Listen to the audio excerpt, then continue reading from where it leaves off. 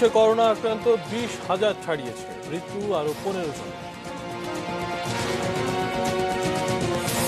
এবছর করোনা থেকে মুক্তি মিলছে না, হুঁশিয়ারি বিশেষজ্ঞদের। আর্থিক সংকটের মুখে বেসরকারি বিশ্ববিদ্যালয়গুলো।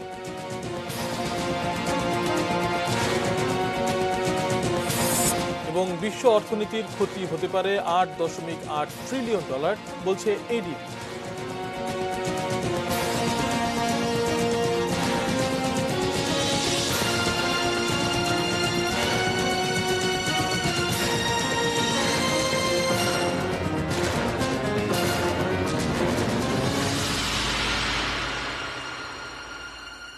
দেখছেন এটিএন নিউজ অ্যাট 8-এ। আপনাদের সঙ্গে আছি আমি শাইখুল মাশাইখ। প্রিমিয়ার সিমেন্ট সংবাদ শিরোনাম শুনছিলেন। VSL, Angle, Channel, HB, VSL, Bikrampur steel limited. Corona মহামারীর এই দুঃসময়ে কর্তব্য পালন করে যাচ্ছেন নিষ্ঠাবান অনেক চিকিৎসক। সীমিত জনবল ও সুযোগ সুবিধার মধ্যেই আর্তপীড়িতের প্রতি তারা বাড়িয়েছেন গভীর মমতার হাত। তাদের প্রতি এটিএন নিউজের ভালোবাসাময় আয়োজন থ্যাংক ইউ ডক্টর। সাথে থাকছে দি একপি ল্যাবরেটরিজ লিমিটেড।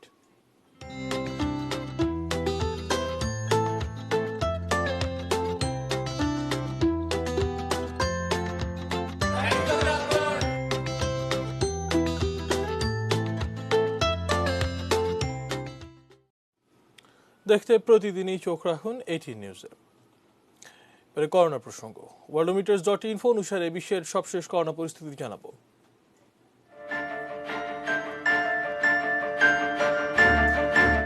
সারা বিশ্বে আক্রান্তের সংখ্যা 45,58,836, সুস্থ হয়েছেন 17,23,225 জন এবং মৃতের সংখ্যা 3,04,242। বাংলাদেশে আক্রান্তের সংখ্যা 20,065, সুস্থ হয়েছেন 3,882 জন এবং এ পর্যন্ত মৃতের সংখ্যা 298।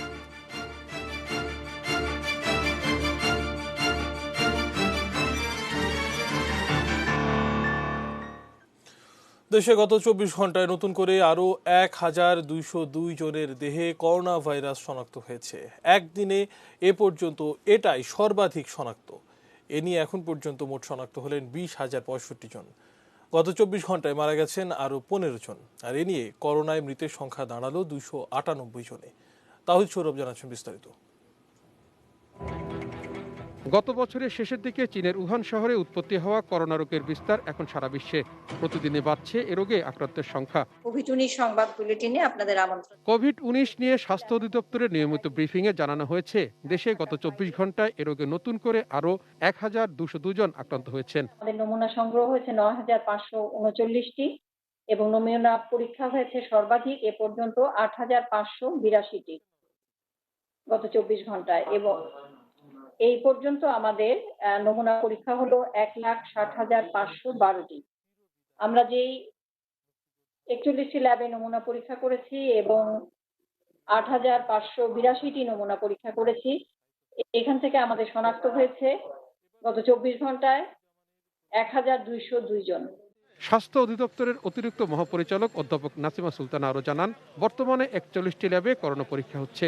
এর মধ্যে ঢাকায় 20 ও ঢাকার বাইরে 21টি ল্যাব রয়েছে। আমাদের শনাক্ত 20,065 জন। গত 24 ঘন্টায় আমাদের মৃত্যু হয়েছে 15 জনের এবং এ পর্যন্ত 298 জন। গত 24 ঘন্টায় সুস্থ হয়েছেন 279 জন এবং এ পর্যন্ত 3,882 জন। দিন দিন দেশে আক্রান্ত ও মৃত্যুর পরিসংখ্যানটা বাড়ছে উদ্বেগজনকভাবে। সচেতন না হলে পরিস্থিতি আরো খারাপ হতে পারে বলে শঙ্কা জানান অধ্যাপক নাসিমা সুলতানা। আমাদের জনসচেতনতা, আমাদের সতর্কতা অব্যাহত রাখতে হবে। আমরা যেন ভুলে না যাই যে আমরা জনসমাবেশ এড়িয়ে চলবো।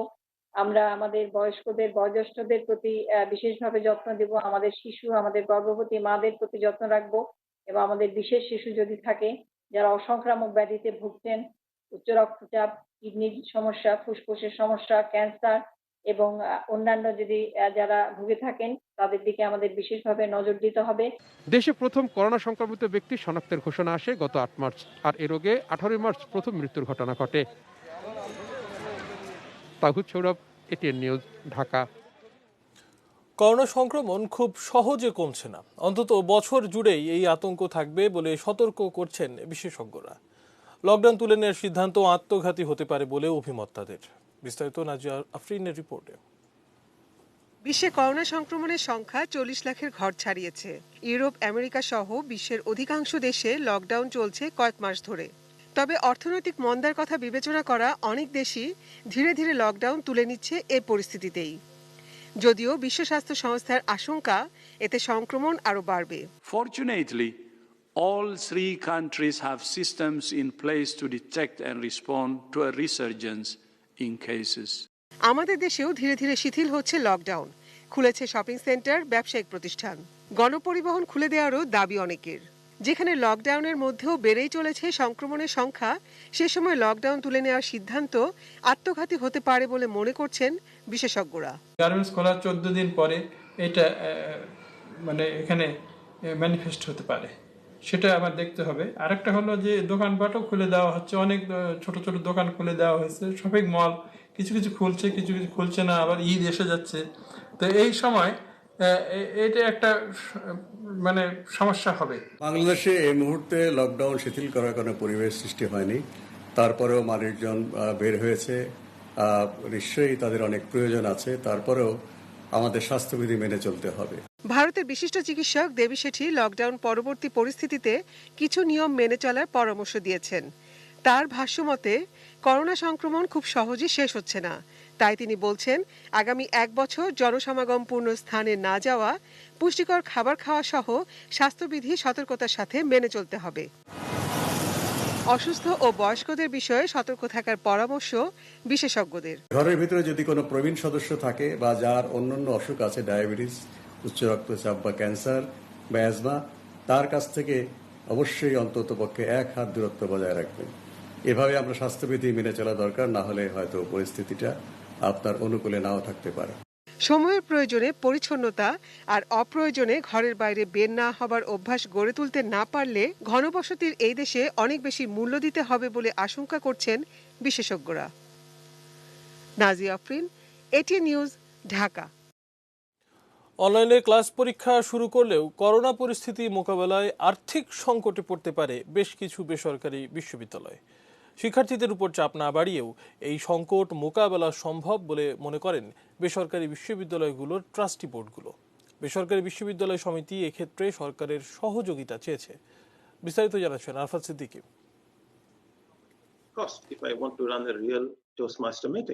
উচ্চশিক্ষায় অনলাইনে ক্লাস কিংবা পরীক্ষা বিশ্বজুড়ে নতুন কিছু নয়। করোনা পরিস্থিতিতে শিক্ষার্থীরা যাতে সেশন জটে না পড়ে, তাই শুরু থেকেই অনলাইনে ক্লাস পরীক্ষা চালু করে বেশ কয়েকটি বেসরকারি বিশ্ববিদ্যালয়।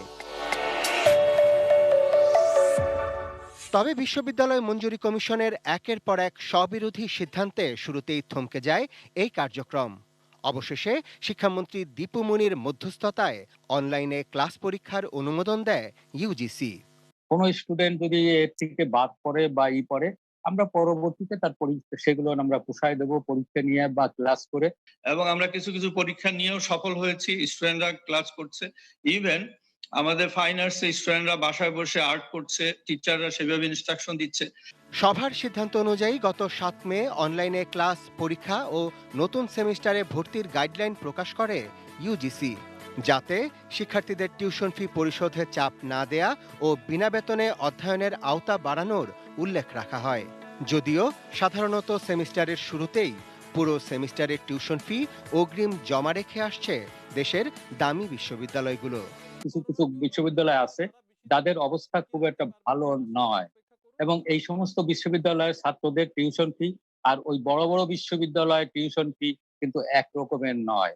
আমাদের এই ছোট ছোট বিশ্ববিদ্যালয় যাদের সংখ্যা সবচেয়ে বেশি, অর্থাৎ ধরতে গেলে 80-90%, সেই বিশ্ববিদ্যালয়ের টিউশন ফি খুব একটা বেশি নয়। তবে করোনা পরিস্থিতিতে বিপাকে পড়ে শিক্ষার্থীদের আর্থিক সঙ্গতি বিবেচনায় যেসব বিশ্ববিদ্যালয় বহু আগে থেকেই মাসের শেষে কিংবা পরীক্ষার আগে টিউশন ফি নিয়ে আসছিল, টানা প্রায় 3 মাস টিউশন ফি আদায় না হওয়ায় চরম আর্থিক সংকটে পড়ে এই বিশ্ববিদ্যালয়গুলো। আমরা ইতিমধ্যেই একটা ডিসকাউন্ট রেটে এপ্রিল মাস তাদেরকে সুযোগ দিয়েছি, সামনেও সুযোগ দেব, কিন্তু আমরা চলবো কিভাবে? আমাদের টিচারদের বেতন, স্টাফদের বেতন, বাড়ি ভাড়া, ইনফ্রাস্ট্রাকচার ব্যয়, এগুলো আমাদের সামাল দিতে খুব কষ্ট হবে। আর তাই করোনা পরিস্থিতি মোকাবেলায় প্রয়োজনে অডিট রিপোর্ট কিংবা আয়করের ভিত্তিতে সরকারি প্রণোদনা দেওয়ার দাবি জানিয়েছে সংকটে পড়া বেসরকারি বিশ্ববিদ্যালয়গুলো। টাকাটা আমরা ফেরত দিব, এটা কোনো দান অনুদান চাচ্ছি না, এবং পরবর্তীকালে যে সমস্ত স্টুডেন্টরা খুব ক্ষতিগ্রস্ত তাদেরকে মওকুফ করে দিয়ে আমরা যারা দিতে পারবে সচ্ছল তাদের কাছ থেকে নিয়ে আমরা একটা মেকআপ করতে পারবো। Arafat Siddiqui, ATN news, Dhaka. Corona মহামারীর কারণে সৃষ্ট পরিস্থিতিতে বৈশ্বিক অর্থনীতিতে $5.8 ট্রিলিয়ন থেকে $8.8 ট্রিলিয়ন ক্ষতি হয়ে যেতে পারে, এমন শঙ্কার কথা জানিয়েছে এশীয় উন্নয়ন ব্যাংক এডিবি। সংস্থাটি এর আগে গত মাসে যে পূর্বাভাস দিয়েছিল এটি তার দ্বিগুণের বেশি। বর্তমানের এই সম্ভাব্য ক্ষতির পরিমাণ মোট বৈশ্বিক উৎপাদনের 6.4% থেকে 9.7%। নতুন পূর্বাভাসে ক্ষতির পরিমাণ বাড়িয়ে দেখানোর কারণ হিসেবে এডিবি বলছে, করোনা সংক্রমণ বিস্তারের গতি কমিয়ে আনতে বিভিন্ন দেশ নানা নিয়ন্ত্রণমূলক ব্যবস্থা নিচ্ছে। এতে বৈশ্বিক অর্থনৈতিক কর্মকাণ্ড স্থবির হয়ে পড়েছে। এডিবির প্রধান অর্থনীতিবিদ ইয়াউসুকি সোয়াদা বলেন, এই নতুন বিশ্লেষণ বিশ্ব অর্থনীতিতে কোভিড-19 মহামারীর সম্ভাব্য প্রভাব সম্পর্কে আরও বিস্তারিত ধারণা দিয়েছে। এই ক্ষতি পুষিয়ে নিতে নীতি কৌশলের গুরুত্বও এই প্রতিবেদনে উঠে এসেছে। এডিবি বলছে, অর্থনীতির সম্ভাব্য ক্ষতির সর্বোচ্চ যে অঙ্ক দেওয়া হয়েছে সেটি মূলত মানুষের চলাচল এবং ব্যবসায়িক কার্যক্রম 6 মাস পর্যন্ত বন্ধ থাকবে এটা ধরে নিয়ে, আর সর্বনিম্ন হিসাবটা এসেছে বিধি নিষেধ 3 মাস থাকবে ধরে নিয়ে। এবার অন্যান্য প্রসঙ্গ। বিউগলের করুণ সুরে চিরবিদায় জানানো হলো মুক্তিযোদ্ধা জাতীয় অধ্যাপক ডক্টর আনিসুজ্জামানকে। চিরনিদ্রায় রাজধানীর আজিমপুর কবরস্থানে পিতার কবরে শায়িত হয়েছেন তিনি।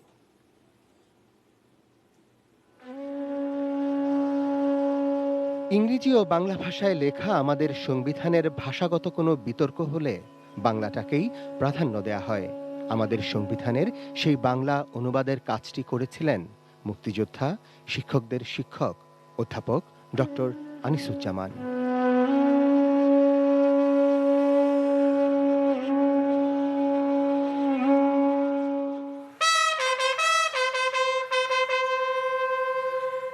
সকাল 9টায় রাজধানীর আজিমপুর কবরস্থানে ঢাকা জেলা প্রশাসনের পক্ষ থেকে অধ্যাপক আনিসুজ্জামানকে গার্ড অব অনার দেয়া হয়।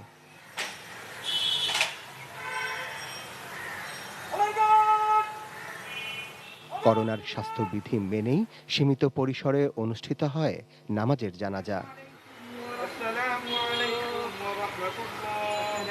করোনা পৃথিবী থেকে কেড়ে নিয়েছে আনন্দ, এমনকি স্তব্ধ করেছে শোক প্রকাশের ভাষাটাও। তারপরেও কবরস্থানে উপস্থিত মানুষগুলোর কাছে পুরো রাষ্ট্রের কৃতজ্ঞতা।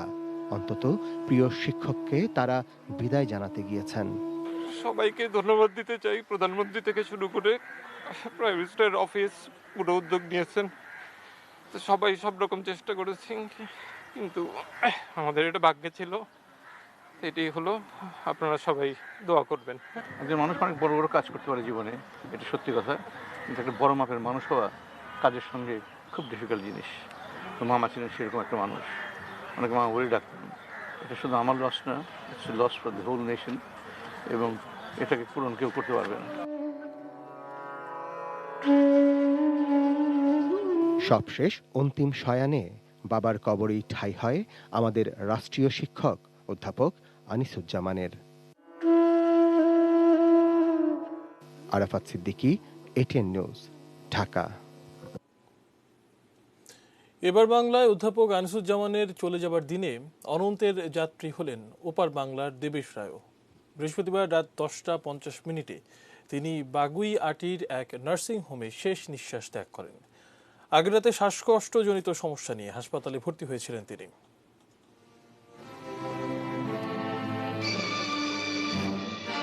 47-এর দেশভাগে সীমানার সমীকরণে বাংলা আর বাঙালি সাহিত্যের দুটি স্বতন্ত্র পথের যাত্রা শুরু। সেই দুপথের মিশেলের এক প্রাণের নাম দেবেশ রায়। তরুণ দেবেশ সে সময় পশ্চিমবঙ্গের বাংলা সাহিত্যের নয়া জামানার ভার তুলে নেন। সৃষ্টিটা তার কণ্ঠের উপর নির্ভর করে, তার নিজের শরীরের উপর নির্ভর করে, তার বেঁচে থাকার উপর নির্ভর করে। দেবেশ রায়ের জন্ম এ বাংলার পাবনার বাগমারায় 1936-এর 17 ডিসেম্বর। শৈশবের কয়েকটি বছর কাটে উত্তাল যমুনার পাড়ে। দেশভাগের কিছু আগে 1943 সালে পরিবারের সঙ্গে চলে যান জলপাইগুড়িতে। রাজনৈতিকভাবে বামপন্থী মতাদর্শকে বেছে নিয়েছিলেন, সক্রিয়ভাবে যুক্ত ছিলেন কলকাতার শ্রমিক আন্দোলনের সঙ্গেও। তবে রাজপথ ছেড়ে আস্তে আস্তে দুবাংলা সাহিত্য মাঠে গড়ে তোলেন আপন আলপথ। এই রবীন্দ্রপ্রেমীর অন্যতম কৌতূহল বাংলা সাহিত্য, সংস্কৃতি ও জনজীবন। প্রথম উপন্যাস যযাতি, তার লেখার ধরনী বাঙালির নির্ণীয়মান নাগরিকতা আর বাংলা ভাষার আঞ্চলিক রূপের বয়ান থাকে। যমুনার পাশে শৈশব পার করা দেবেশের তিস্তা পারের বৃত্তান্ত অনন্য এক স্থান করে দেয়। 1990 সালে এই উপন্যাসের জন্য তিনি সাহিত্যে আকাদেমি পুরস্কার পান। দীর্ঘদিন ধরেই অসুস্থ ছিলেন 84 বছর বয়সী এই সাহিত্যিক। তবে শ্বাসকষ্টজনিত সমস্যায় তাকে ভর্তি করা হয় হাসপাতালে, আর শেষ পর্যন্ত হার মানলেন এই শ্বাসকষ্টের কাছে। বর্ষিয়ান এই সাহিত্যিকের প্রয়াণে শোকের ছায়া লেখক আর পাঠক মহলে। সাদাত হাবিবি সেতু, এটিএন নিউজ, ঢাকা। সময় হলো বাজিদ স্টিল বিরতি নেবার, এরপর আরো যা থাকছে।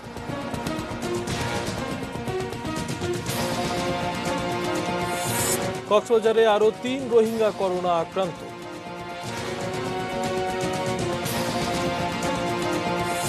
এবং বাজারে মার্কেটে স্বাস্থ্য সুরক্ষায় মনোযোগ নেই কারো।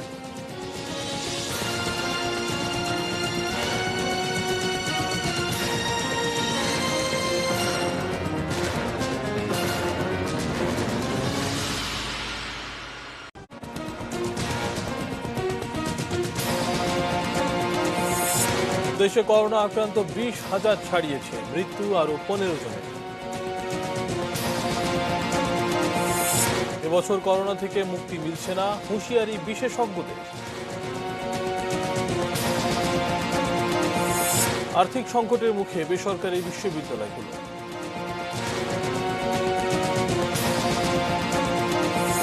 বিশ্ব অর্থনীতির ক্ষতি হতে পারে $8.8 ট্রিলিয়ন, বলছে এডিবি।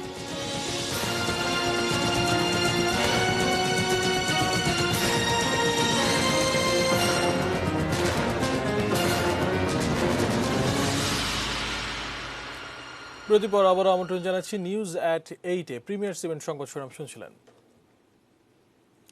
কক্সবাজারে আরও 3 রোহিঙ্গা শরীরে করোনা ভাইরাস শনাক্ত হয়েছে। এ নিয়ে 4 জন রোহিঙ্গা করোনায় আক্রান্ত হলো। তবে স্থানীয় বাসিন্দা সহ জেলায় এ পর্যন্ত করোনা আক্রান্তের সংখ্যা 21। এর আগে গতকাল উখিয়ার কুতুপালং ক্যাম্পের লম্বাশিয়া এলাকায় একজনের শরীরে করোনা শনাক্ত হয়। Cox's Bazar civil surgeon doctor Mohammad Mohiuddin জানিয়েছেন, আক্রান্ত রোহিঙ্গা গতকাল থেকে নিখোঁজ ছিল।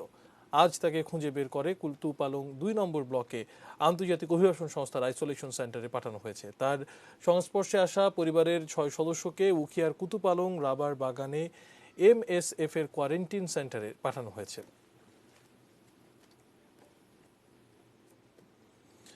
চুয়াডাঙ্গায় টর্নেডোর আঘাতে ভেঙে গেছে অনেক বাড়ি ঘর, উপড়ে গেছে অসংখ্য গাছপালা, বিদ্যুতের খুঁটি।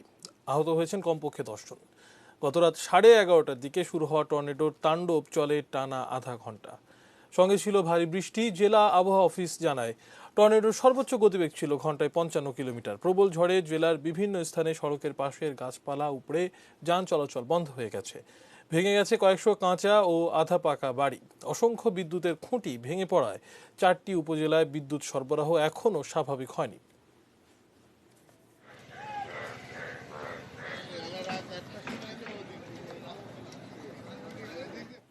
এবারে এটিএন নিউজের নিয়মিত আয়োজন থ্যাংক ইউ ডক্টর, সাথে থাকছে দি একমি ল্যাবরেটরিজ লিমিটেড।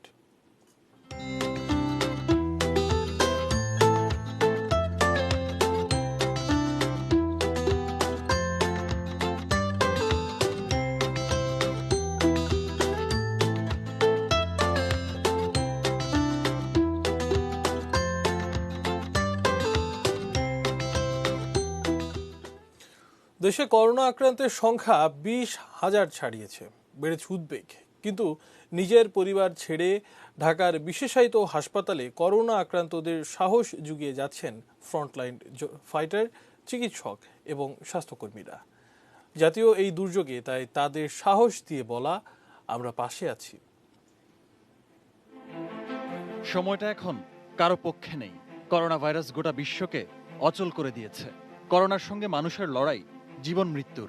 এ লড়াইয়ে মৃত্যু ভয় তুচ্ছ করে চিকিৎসক, স্বাস্থ্য সেবা কর্মীরাই করোনা ভাইরাসকে চ্যালেঞ্জ করেছেন। করোনার ধাক্কা লেগেছে রাজধানীর বিশেষায়িত হাসপাতালগুলোতেও। জাতীয় হৃদরোগ ইনস্টিটিউট ও হাসপাতালের রোগীদের সেবা দিতে গিয়ে হাসপাতালের চিকিৎসক, নার্স, কর্মকর্তা, কর্মচারী সহ 50 জনের বেশি করোনা আক্রান্ত। অনেক বিভাগে চিকিৎসক সংকট, কিন্তু তারপরও রোগীরা যাতে চিকিৎসা ছাড়া ফিরে না যান সে চেষ্টাই থাকছে সর্বোচ্চ।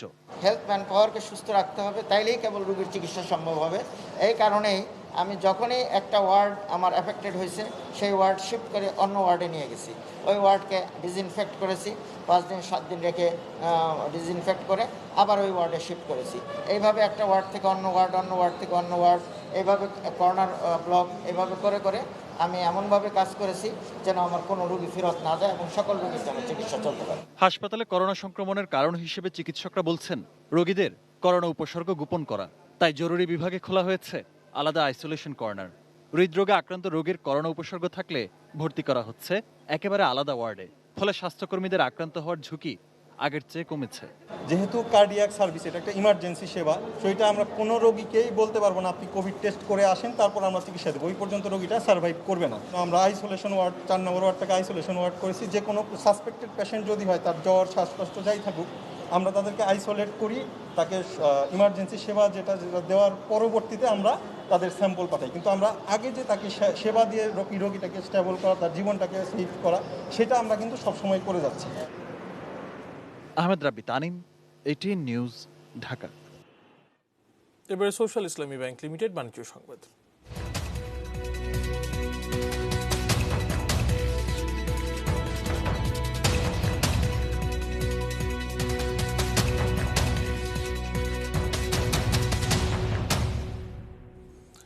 ঈদ বাজারে বেচা বিক্রি কম হলেও ক্রেতা সমাগম একেবারে কম নয়। তবে এদের খুব কম সংখ্যকই স্বাস্থ্য নিরাপত্তা বিষয়ে সচেতন, ফলে করোনা সংক্রমণের আশঙ্কাও বাড়ছে। সম্রাট আনোয়ারের রিপোর্ট। করোনায় আক্রান্তের সংখ্যা বাড়ছে, তার উপর 1 মাসের বেশি সময় কিছুটা কড়াকড়ির পর লকডাউনের শিথিলতা, সব মিলিয়ে কোভিড-19 মোকাবেলায় ভালো অবস্থানে নেই দেশ। ভালো হবে কিভাবে?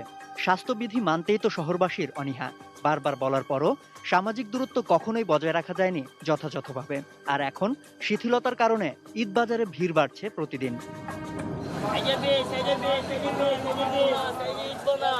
বড় শপিং মলগুলো বন্ধ থাকলেও পাইকারি ও হকার্স মার্কেটগুলো ইতোমধ্যে খুলেছে। নিয়ম মানা বলতে দায়সারাভাবে হাত ধোয়া আর মাস্ক, গ্লাভসেই স্বস্তি খোঁজা। কেউ এটা লাগাই আহে নাই, মুখে লাগাই আহে নাই, মাথায় লাগাই আহে নাই, তারপর হাত ধুতে গেলে কয় কি হাতের মধ্যে ময়লা আসেনি। যাদের যতটুকু প্রয়োজন আগের ওই প্রয়োজনটুকুই তারা মেটানোর চেষ্টা করতেছে। ওই রকম ভাবে আইসা শপিং করা ওইটা কিন্তু আসলে কেউ করতেছে না। এভাবে তো ব্যবসাও হয় না, দোকানদারকে প্রতিদিনই লস হইতেছে। ফুটপাতগুলোয় হকার্সদের হাকডাক বাড়ছে। ক্যামেরার সামনে দূরত্ব বজায় রেখে বিক্রির চেষ্টা চললেও একটু সরলেই আবারও সেই পুরনো ছবি। তবে আক্রান্ত হওয়ার ভয়টা মনে ঠিকই আছে। আমরা সারা বছর ঋণ হই, এই রমজান আসলে আমরা ঋণটা শোধ করি, কিন্তু এখন ঋণ তো শোধ করব কিভাবে? পেটের ভাতই আমাদের ঠিকভাবে চলতেছে না। মরণের ভয় আছে, মরণের ভয় করতে করিও পেটের জন্য আমরা এই রাস্তায় নামছি দোকানদারি করতে। করোনা সংকট যেহেতু দীর্ঘ হতে চলেছে, সেক্ষেত্রে স্বাস্থ্য সচেতনতাকে দৈনন্দিন জীবনের অংশ করে নেয়ার বিকল্প নেই। সম্রাট আনোয়ার, ATN নিউজ, ঢাকা। বাজারে মার্কেটে কেনাকাটায় ব্যস্ত মানুষের স্বাস্থ্য নিরাপত্তা নিয়ে এরকম নির্বিকারত্ব কেবল রাজধানী ঢাকায় নয়, সারা দেশেই দেখা যাচ্ছে। ইতোমধ্যে কয়েকটি জেলায় প্রশাসন ও ব্যবসায়ী নেতারা মার্কেট বন্ধ করে দিলেও অনেক জায়গায় থোড়াই কেয়ার মনোভাবে চলছে করোনাকালের ঈদ বাণিজ্য। আমাদের প্রতিনিধিদের পাঠানো তথ্য ছবিতে ডেস্ক রিপোর্ট দেখুন। করোনার হটস্পট নারায়ণগঞ্জে ভিড় বেড়েছে মার্কেট ও শপিং মলগুলোতে। সুরক্ষা সামগ্রী ব্যবহার না করেই পণ্য বেচা বিক্রি করছেন বিক্রেতারা। সচেতনতা নেই ক্রেতাদের মাঝেও। আইন শৃঙ্খলা বাহিনীর তৎপরতা তেমন না থাকায় ফুটপাতের দোকানেও স্বাস্থ্য সুরক্ষার একই হাল। গরমের জন্য তো ভাই সবসময় পরে থাকা যায় না ভাই। হ্যান্ড গ্লাভস ছিঁড়ে গেছে, রাইখা দিছি, ভিতর ফালাই দিছি হ্যান্ড গ্লাভস। এদিকে স্বাস্থ্যবিধি না মানলে দোকান বন্ধ করে দেওয়া সহ কঠোর শাস্তির কথা জানালেন দোকান মালিক সমিতির নেতারা। হাত ধোয়ার ব্যবস্থা রাখছি বাইরে, প্রতিটা দোকানে হ্যান্ড স্যানিটাইজার আছে। স্বাস্থ্যবিধিটা অবশ্যই প্রত্যেকটা ম্যানেজ হবে, না চললে আমরা প্রয়োজন হলে তার দোকান বন্ধ করে দেবো। বিষয়টিকে গুরুত্ব দিয়ে আশঙ্কা প্রকাশ করেছেন সিটি মেয়র নিজেও।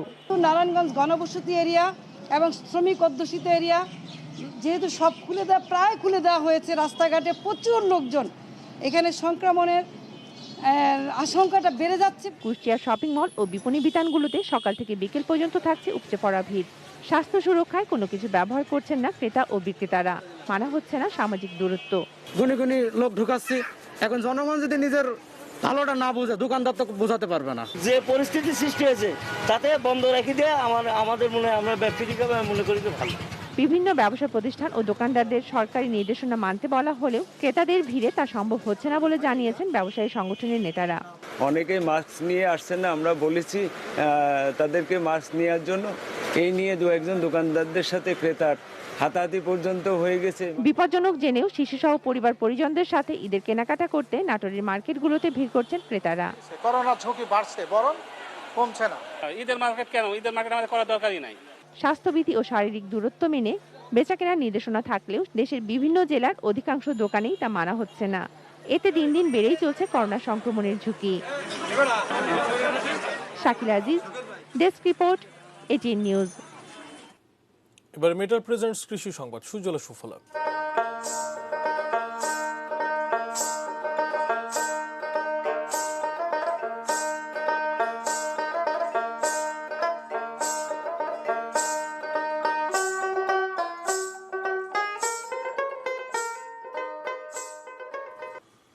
ফেনীতে ব্রি ৫ হাইব্রিড ধান চাষে ব্যাপক সাফল্য পেয়েছেন স্থানীয় কৃষকরা। হেক্টর প্রতি উৎপাদন হয়েছে 10.8 মেট্রিক টন, যা লক্ষ্যমাত্রার চেয়ে কয়েক গুণ বেশি বলে মনে করেন ফেনী কৃষি বিভাগ। বাংলাদেশ ধান গবেষণা ইনস্টিটিউট ও কৃষি সম্প্রসারণ অধিদপ্তরের পরামর্শ ও প্রত্যক্ষ সহযোগিতায় পরশুরামের মির্জানগর ইউনিয়নের 33% জমিতে প্রথমে এই ধান আবাদ করা হয়। ফলন ভালো হওয়ায় এলাকার অন্য কৃষকরাও ব্রি হাইব্রিড ধান ৫ চাষে আগ্রহ প্রকাশ করেন। কৃষি কর্মকর্তারা জানান, সরেজমিনে উপস্থিত থেকে কৃষককে প্রয়োজনীয় পরামর্শ সহ সকল রকম সহায়তা করে কৃষি সম্প্রসারণ অধিদপ্তর।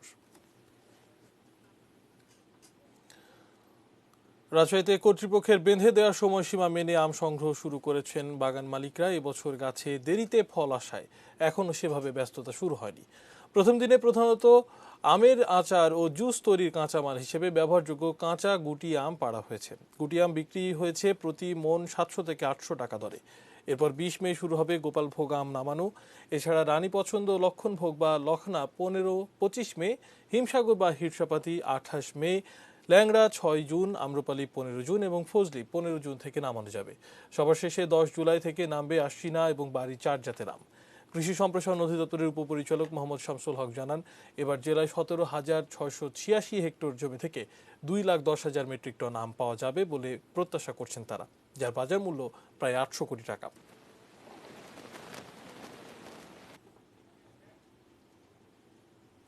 সময় হলো আরো একবার বাজিদ ইসলাম বিরতি নেবার, এরপর আরো যা থাকছে।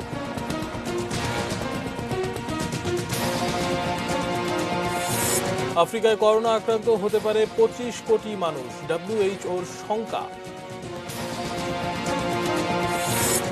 এবং অনলাইন আড্ডায় আজ তামিমের সঙ্গী মমিনুল, সৌম্য, লিটন।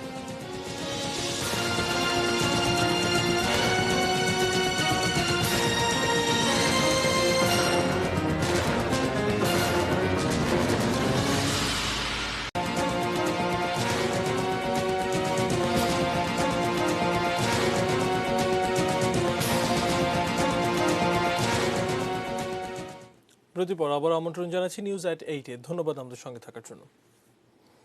আবার দেশের বাইরের খবর। বিশ্ব স্বাস্থ্য সংস্থা WHO-র বিজ্ঞানীরা সতর্ক করে বলেছেন, আফ্রিকা মহাদেশে এক বছরে করোনা আক্রান্ত হতে পারে 25 কোটি মানুষ। BMJ গ্লোবাল হেলথ জার্নালে প্রকাশিত এক গবেষণা প্রতিবেদনে এই আশঙ্কার কথা তুলে ধরা হয়েছে। প্রতিবেদনে বলা হয়েছে, কোভিড-19-এ আফ্রিকায় 1.5 লাখ থেকে 1,90,000 মানুষের মৃত্যু হতে পারে। এতে বলা হয়েছে 55 লাখ মানুষের হাসপাতালে চিকিৎসা গ্রহণের প্রয়োজন হতে পারে। ম্যালেরিয়া, যক্ষ্মা ও HIV-র চিকিৎসা দিতেই এই মহাদেশের স্বাস্থ্য ব্যবস্থা হিমশিম খাচ্ছে। আফ্রিকায় করোনার সংক্রমণ ধীর গতিতে বাড়ছে, তবে এরই মধ্যে দক্ষিণ সুদানের বাস্তুচ্যুত মানুষদের শিবিরে সংক্রমণ ছড়িয়ে পড়েছে। করোনায় সবচেয়ে বেশি সংক্রমণ ও প্রাণহানি ঘটেছে যুক্তরাষ্ট্রে। বিশেষজ্ঞরা বলছেন, এই মহামারীতে আফ্রিকা বড় ধরনের ঝুঁকির মধ্যে রয়েছে। দুর্বল স্বাস্থ্যসেবা, দারিদ্র্যের উচ্চ হার, কয়েকটি দেশের সংঘাত এবং আগে থেকেই মহামারী চলতে থাকায় মহাদেশটি ঝুঁকির মধ্যে রয়েছে বলে মনে করেন তারা।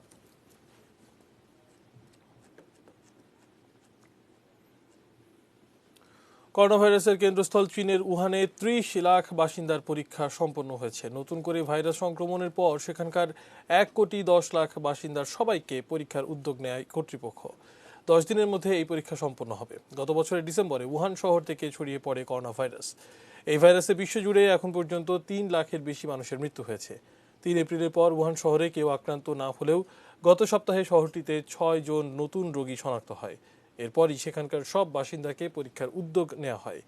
১১ সপ্তাহ লকডাউনের পর ৮ এপ্রিল থেকে ধাপে ধাপে বিভিন্ন প্রতিষ্ঠান খুলে দেয় জীবনযাত্রা স্বাভাবিক হতে থাকে। তবে একটি আবাসিক এলাকায় নতুন করে ৬ জন রোগী শনাক্ত হওয়ার পর সেই উদ্যোগ হুমকির মুখে পড়েছে। এদিকে জিলিন প্রদেশে ভাইরাসটির সংক্রমণ বাড়ছে, সেখানে ৪ জনের করোনা শনাক্ত হয়েছে। এ পর্যায়ে ক্লেমন স্পোর্টস নিউজ।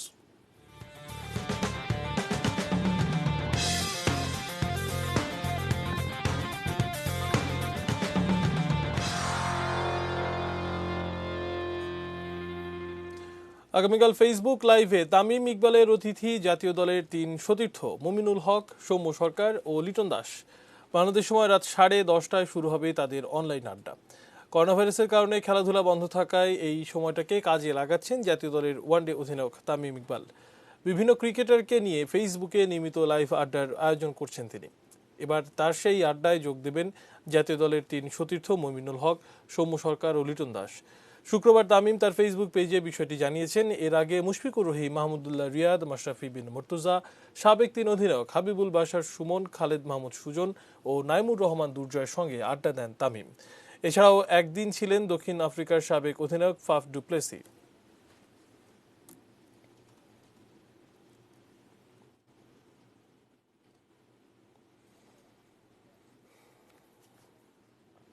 এবার এক নজরে প্রিমিয়ার লিগের শিরোনামগুলো জানিয়ে দিচ্ছি আরও একবার।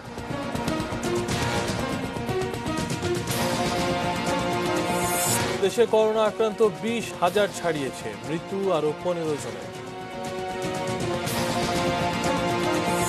এবছর করোনা থেকে মুক্তি মিলছে না, হুঁশিয়ারি বিশেষজ্ঞদের। আর্থিক সংকটের মুখে বেসরকারি বিশ্ববিদ্যালয়গুলো।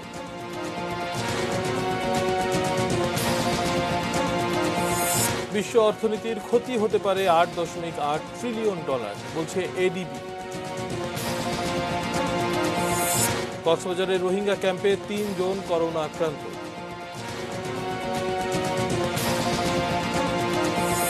বাজারে মার্কেটে স্বাস্থ্য সুরক্ষায় মনোযোগ নেই কারো। আফ্রিকায় করোনায় আক্রান্ত হতে পারে 25 কোটি মানুষ, WHOর শঙ্কা। এবং অনলাইন আড্ডায় আজ তামিমের সঙ্গে মুমিনুল, সৌম্য, লিটন।